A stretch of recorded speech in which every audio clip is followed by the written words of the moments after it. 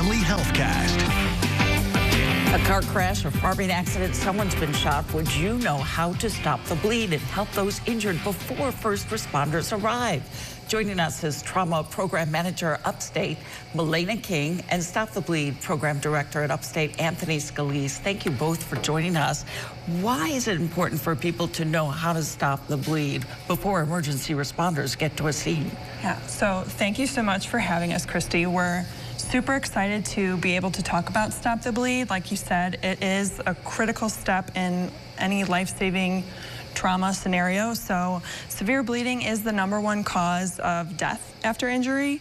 So a person could bleed to death in 3 to 5 minutes, which is really, if you think about it, could be the amount of time it takes before a first responder arrives. So EMS, a firefighter, a first responder. So we really want to train the everyday person to be able to know the knowledge and skills to stop the bleed if an emergency happens. And Anthony, so people essentially become not just first responders, but immediate responders. Exactly. Right? It's like the CPR of bleeding control, right? So they are the immediate responders, the first people that attend to those patients. And from what we've seen, it's really saved many lives out in our community. We've taught for the last 8 years now. We've trained over 4,000 people through Upstate Trauma Center. So all right, what are some of the things that you teach people that are really important for us to know? So a core part of the course is really first and foremost to identify what is life-threatening bleeding. So, you know, a paper cut, you bleed, but that's not life-threatening. So we talk about that in the course, and then we also talk about how to activate the emergency response system, so calling 911, yep. Exactly. And then really there's 3 skills that we do hands-on training with. So learning how to apply pressure to a bleeding wound, how to pack a wound, and even applying a tourniquet, which is... Let's see it. See that? Let's see it in action. So the first thing, if you have life-threatening bleeding, so blood that's spurting, spraying, pooling on the ground, we'd identify that and we'd cut away the clothing to identify where that bleeding's coming from. Whatever gauze or clean cloth that you might have available, you would take and you're going to apply direct pressure over where that wound is. Firm, continuous pressure is the best way to stop that bleeding.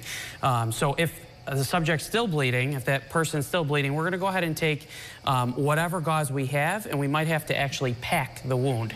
So we're going to take gauze and we're going to insert it into the wound.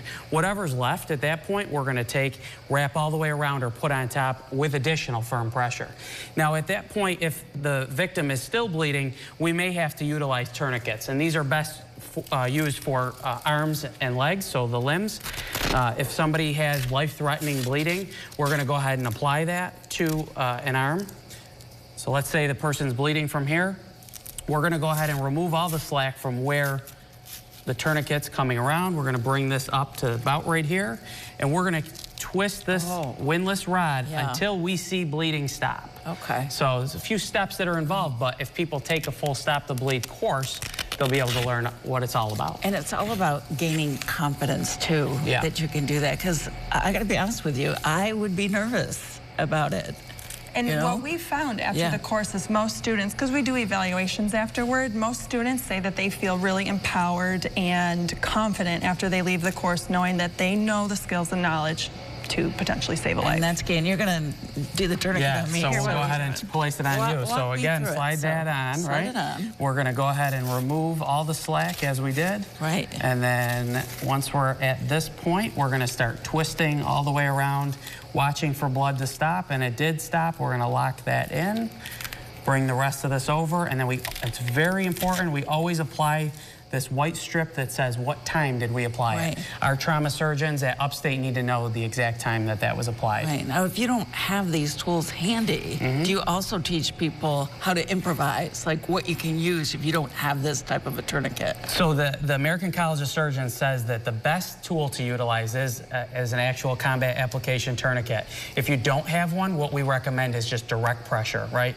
If that's the best thing to do. People tell us all the time about belts and other things, but the best thing that we identified is, you know, this can stop arterial bleeding just from pressure. Yeah, because, you know, we all watch the movies and you see it done, so you need to learn how to do it the right way.